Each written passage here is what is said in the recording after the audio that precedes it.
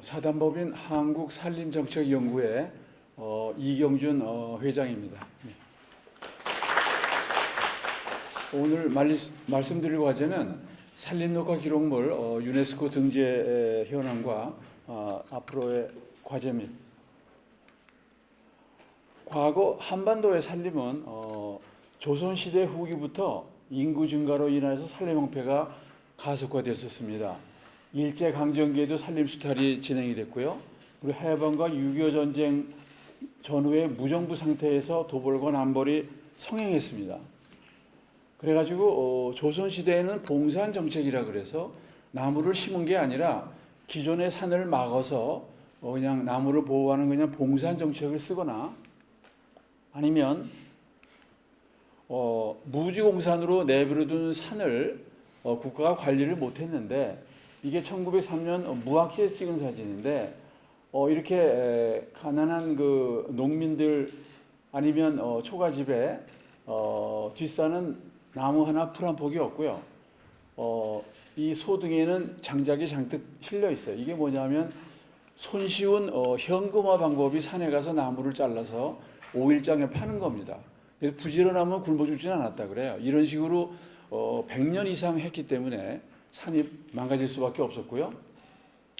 1928년 경북 영주시 상망동의 사진인데 1928년도 보면은 전국이 이런 상태로 거의 반사막입니다. 여기 나무가 일부 조금 소나무가 남아있고 사방공사라는 흔적이 있을 정도로 전국이 이미 20세기 초에는 황폐한 상태로 있었고요. 그리고 한국 역사상 가장 헐벗은 시기는 50년대인데요. 이게 50년대 말 경기도 북부의 사진인데 이렇게 소나무가 드문드문 있고 길도 없습니다. 이런 상황에서 잇몸 축적이라 그래서 산에 있는 나무의 양을 부피로 따지면은 50년대 6입방미터였는데 2018년에 158이니까 숲이 거의 30배 이상 이렇게 무거워진 상태라고 얘기할 수 있습니다. 그리고 이게 경기도 문산역 1960년도 사진인데 몽골 사막을 연상시킬 정도로 이렇게 녹색이 전혀 없는 전국이 황폐했다는 것을 이 사진으로 알 수가 있습니다. 현재 숲은 전남 장성의 편백숲이고요. 대전 유성의 니기테다 인공조림지인데 이런 식으로 전국이 다 녹화된 걸 다 아시고 계실 겁니다. 치산 녹화 성공의 배경을 제가 말씀을 드리면 정부 민간단체 국민의 3일체가 돼서 산림 녹화를 성공시켰다고 할 수 있겠고요. 정부의 역할은 몇 가지가 있는데 장기적인 치산 녹화 사업의 계획을 수립하고 효율적으로 집행하고 적절한 예산을 배정했습니다. 예를 들면 제1차, 2차 치산 녹화 시기적 계획 20년 동안 지속이 됐고요. 3차, 4차 산지 계획 해가지고 지금까지도 계속이 되고 있는 상황이고요. 철저한 산림보호와 국내 목자 생산을 억제했습니다. 이게 50년 이상 지속이 됐고요. 지금은 좀 개방이 됐습니다만 치산 사업에 국민의 적극적인 협조를 유도했습니다.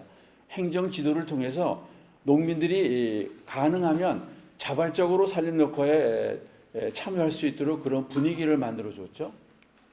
그래서 치산 녹화 사업에서 국민 협조를 유도한 방향이 이게 사실은 성공 요인 중에 하나인데 자발적인 농촌 연료 해결을 유도한 것은 마을별로 다음에 나오지만 산림계를 조성해서 산림계가 자체적으로 연료를 생산하고 이거를 소비하도록 이렇게 하고 정부가 묘목, 비료, 자재를 무상으로 지원하고 농민들은 노동력만 제공했습니다. 그리고 인센티브를 제공했는데 모든 산림녹화 사업을 소득 증대와 연결시켜 동참을 유도한 것입니다. 말하자면 강압적인 분위기보다는 나무를 심으면 어떤 혜택이 온다 이런 거를 강조한 건데요. 정부가 종자를 매입했고요. 소득을 보장한 마을 양묘를 지속했고 인부임을 지급하는 농한기의 사방 사업을 했습니다. 그리고 정신교육 이건 이제 새마을교육과 연관이 됐었는데 치산치수의 중요성과 식량 증산이 어떻게 연결되어 있는가를 교육을 통해서 해가지고 오늘 나무를 심으면 나중에 여러분들이 풍요로운 세상이 된다 이런 걸 교육을 했습니다. 그래서 민간단체 역할은 산림조합과 양묘협회가 중요한 역할을 했는데 산림조합을 공법인으로 1951년부터 인정을 해가지고 조합원은 정부의 산림조합에 적극적으로 참여하도록 했는데 산림조합연합회, 시군산림조합, 특히 각 마을마다 있는 산림계가 실제로 가장 중요한 역할을 했고요. 나중에 다시 말씀을 드리겠습니다.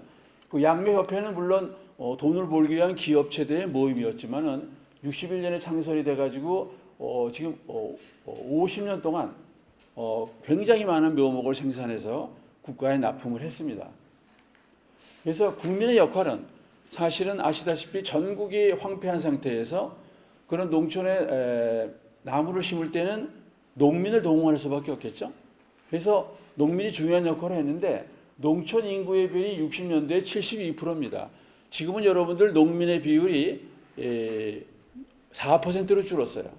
그러나 그 당시는 72%니까 농민을 동원하지 않으면 안 됩니다. 그래서 전국구무의 조림사업 농촌 마을 주민들의 참여가 필수적인데 조직적인 마을 주민 참여 방법이 산림개원을 활용한 거고요.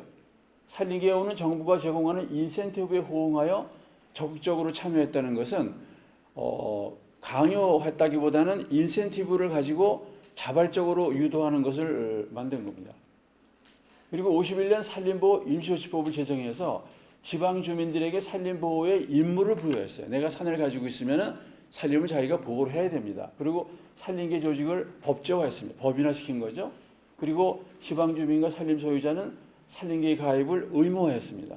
무주공산이지만 가능했죠.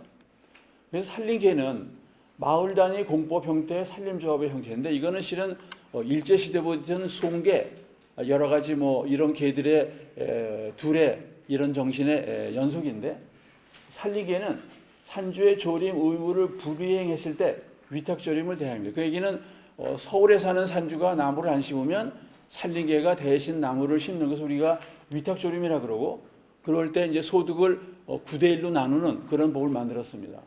산림계의 규모가 전국에 2만 1,000개니까 마을마다 산림계가 있었고요.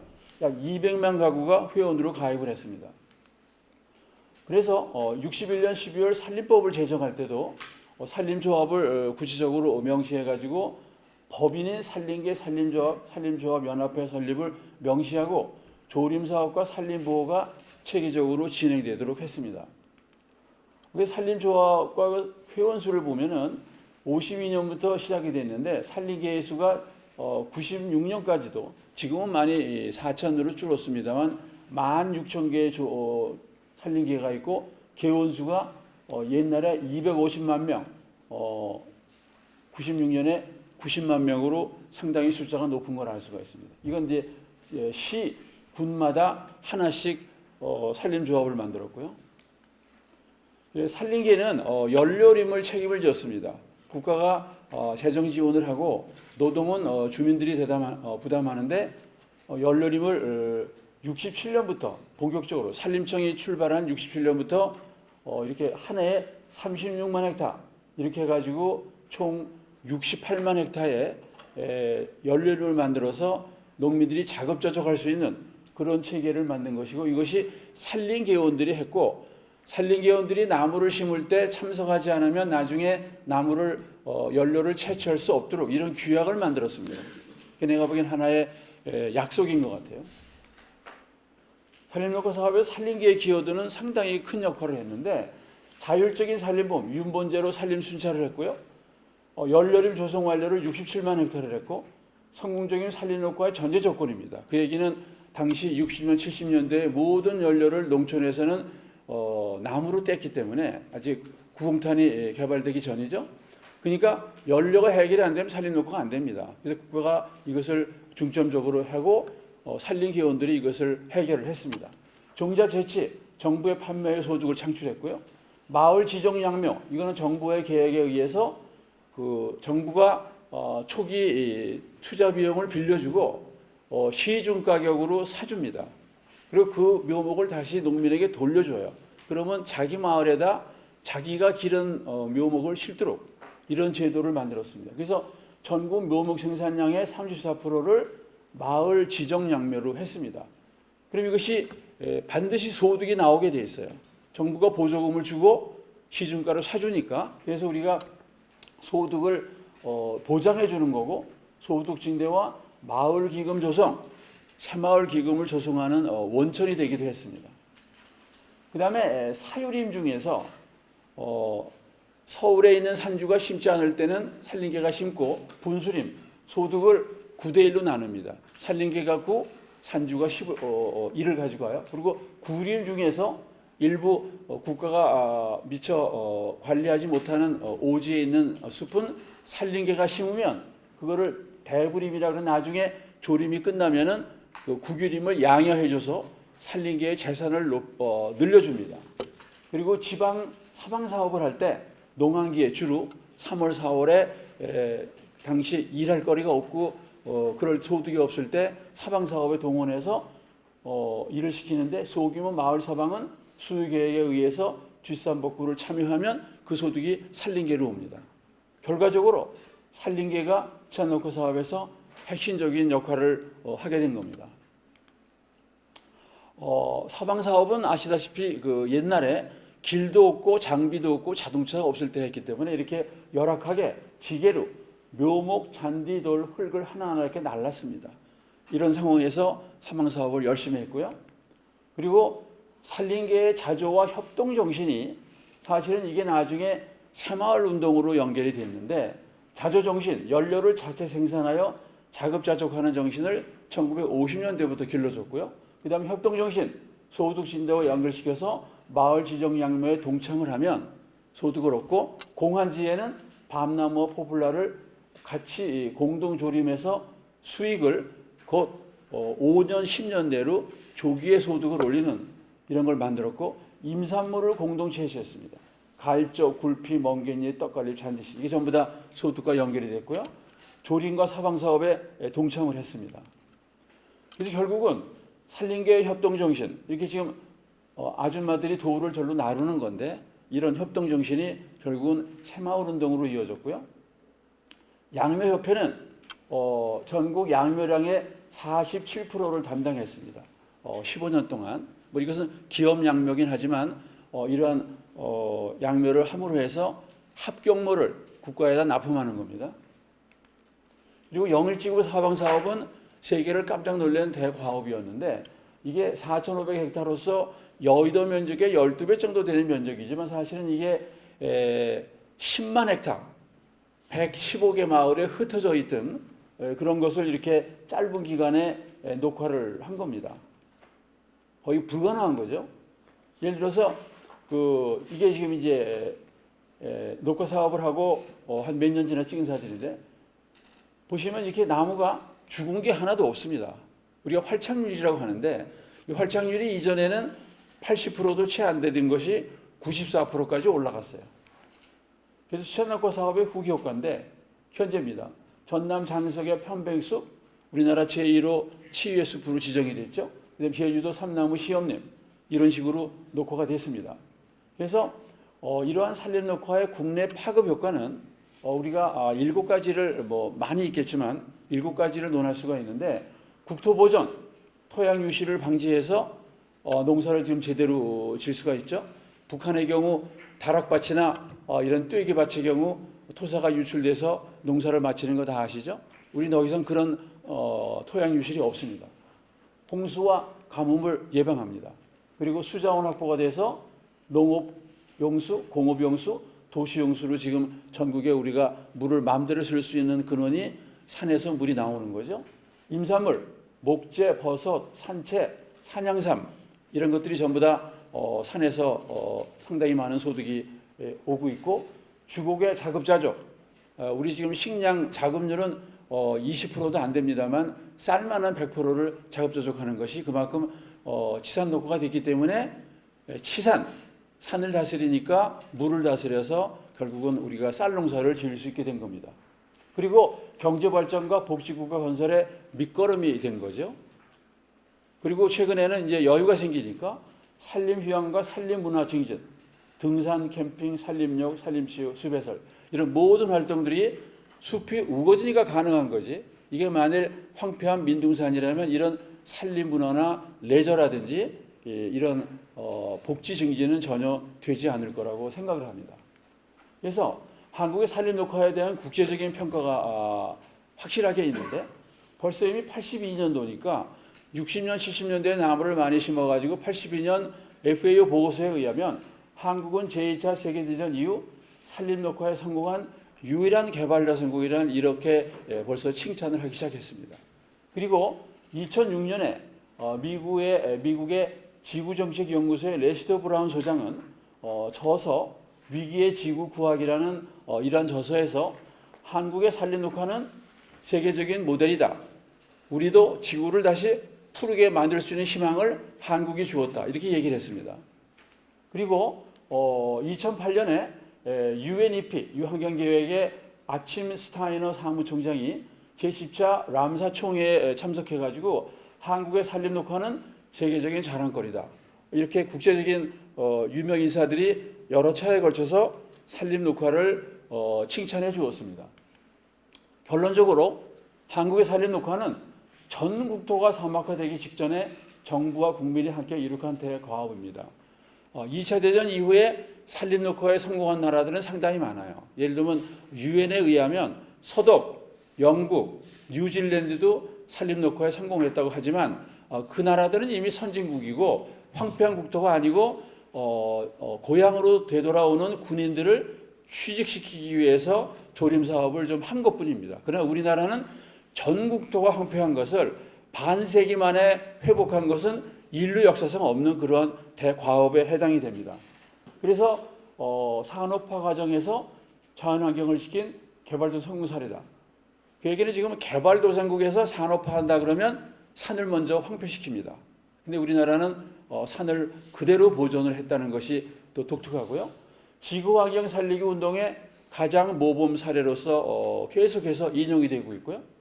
이것은 결국은 세계사에 빛나는 20세기의 기적에 해당이 됩니다. 그래서 결국은 이것이 유네스코 세계기록유산의 등재 가치가 있다. 그래서 무슨 여러 가지 등재 조건이 있습니다.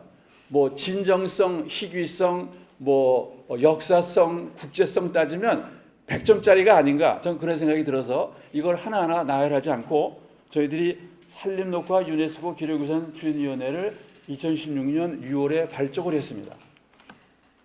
그래가지고 산림녹화 기록물 수집 대상은 국가기록원, 지방자치단체 기록원, 산림청 산하기관 기록물, 그 다음에 공공단체, 법인, 기업, 학교, 개인 기록물, 사진 및 동영상 기록물, 기타 교육재료, 뭐 우표, 포스터, 완장, 비문 같은 거. 그래서 지금까지 저희가 10월까지 총 9,300건의 자료를 수집을 했는데 사실은 저희들이 2017년도에 1차 도전을 했다가 낙방한 적이 있습니다. 그때는 사실은 저희가 3,600건으로 도전을 했는데 사실은 그것이 약이 돼가지고 3년 동안에 저희가 거의 3배 이상 정말 숨어있는 기록물을 상당히 많이 수집을 해요. 그 당시에 좀 서두른 감이 있었습니다만 지금은 상당히 많은 기록물을 수집을 했고요. 기록물의 유형을 따지면 법령, 공문서, 사업계획서, 사업집행서, 홍보자료, 사진 동영상, 개인 기록물, 증서, 문자수로 기록물, 기타 기록물에서 이것이 산림녹화가 반세기 동안 이루어졌기 때문에 상당히 많은 기록물이 있을 것 같지만 사실 이게 정부 주도로 이루어진 사업이라서 5년 지나면 대부분 폐기 처분을 했기 때문에 정부 기록물이 무슨 조림대장 같은 거 이외에는 남아있는 게 별로 없고요. 민간단체 기록물이 오히려 저희들이 어렵게 상당히 많이 수집을 했습니다. 그리고 녹화 사업별 기록물은 종자 양묘, 조림 육림, 영림계획, 산림보호, 사방, 화전 정리가 실은 중요한 게 많은데 열여림 조성, 시험연구, 교육행사, 홍보 등에서 10개 분야로 나눠서 저희들이 분류를 했습니다. 그래서 만일 이 산림녹화 기록물이 유네스코 등재가 된다고 하면은 어떤 파급 효과가 있을까? 저희가 6가지를 나열했습니다만 산림녹화 국제적인 인지도 향상 및 홍보가 될 것입니다. 그리고 지구 사막화 시대에 모범적인 국가로 공인을 받을 수 있고 위기에 처한 지구 살리기 운동을 우리 대한민국이 주도할 수 있습니다. 그리고 산림녹화 기술을 해외에 전수할 수 있어요. 그리고 해외 산림녹화 공사도 수주할 수도 있고 그리고 한반도 녹화 사업, 특히 북한 녹화를 현재는 못합니다만 이런 것으로 저희가 국제협력을 유도하는 분위기를 만들어낼 수가 있습니다. 그래서 제가 기록물을 몇 가지 보여드리겠는데 빠른 속도로 하겠습니다. 우선 산림법 제정공포 61년 총무처가 제정한 대통령이 사인한 문서, 그 다음에 산림회충 구제명령서 73년도 영동 계량 아궁이 교육 이수증 74년 산림청장 아궁이 계량사업, 이거는 국가가 990만 개의 계량 아궁이를 무료로 나눠줬습니다. 새마을 운동으로 했는데 이걸로 연료를 30% 절약을 했습니다. 이런 기록물들이 남아있고요. 그 다음에 인부사역부 경북 고령군 조립명령서 강원도 춘성군 76년도 영일지구 사방사업 완료 대통령 보고 77년 산림청 대통령 사인이 있습니다. 그 다음에 화전민 대책 66년 대통령이 지시한 공문, 그 다음에 화전민 관리기록 강원도 춘성군의 화전민 한 집 한 징당 30만 가구를 대장을 만들어서 관리를 철저히 했습니다. 그리고 화전민 이주 입금 통장, 당시 화전민을 도시로 내보낼 때는 현금 40만 원을 줬어요. 여러분들 70년대 40만 원이면 지금 아마 몇 천만 원 되는 거금일 겁니다. 그렇게 현금을 줘서 취직도 시켜주고 내려보내니까 다시는 산으로 들어가지 않게 한 겁니다. 산림계 조합원 가입 신청서 충남 홍성입니다.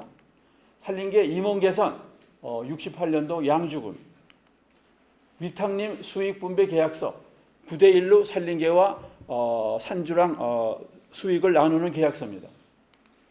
산림계의 구기림 양형, 구기림에 조립을 하면 구기림을 공짜로 줍니다. 그럼 산림계 재산이 돼요.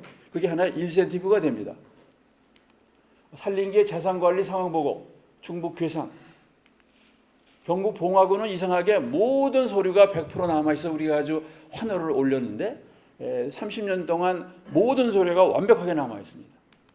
예를 들면 연료림 위치 100개 마을에 모두 다 남아있고요. 그 다음에 교차 건목은 이게 제가 시간이 별로 없습니다만 나무를 심어놓고 1년 후에 얼마나 살아있는가 하는 것을 확인하기 위해서 출신도를 바꿔가지고 경북 봉화군의 전북 진안군 사람들이 와서 나무가 몇 퍼센트 살아있는가를 확인한 겁니다. 그래서 건목제도라 그러는데 이게 성공이 돼서 활착률이 높으면 그 공무원을 승진을 시켰어요. 그런 인센티브를 줘가지고 전국을 다 조사를 했습니다. 그러니까 옛날에 적당히 심어놓고 그저 아무도 책임지지 않던 거를 책임제를 만들어서 이렇게 건목제도를 도입함으로 해서 산림녹화가 성공한 거로 생각합니다. 조림사업용 비료 빈포대, 이거는 새마을 사업이 시도된 건데 비료를 주고 나면 이게 혹시 뒤로 빠져나갈까 봐 확인하기 위해서 빈포대를 회수했습니다. 새마을 사업도 그렇게 한 건데 그런 증서입니다.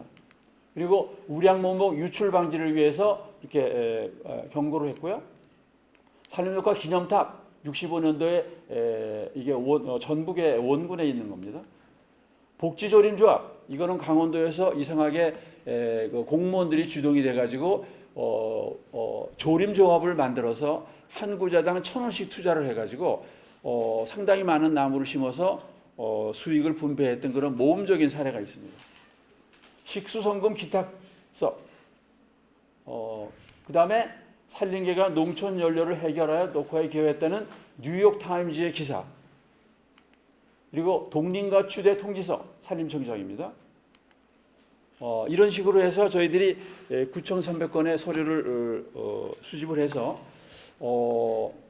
지금 만 4년간 일을 했습니다만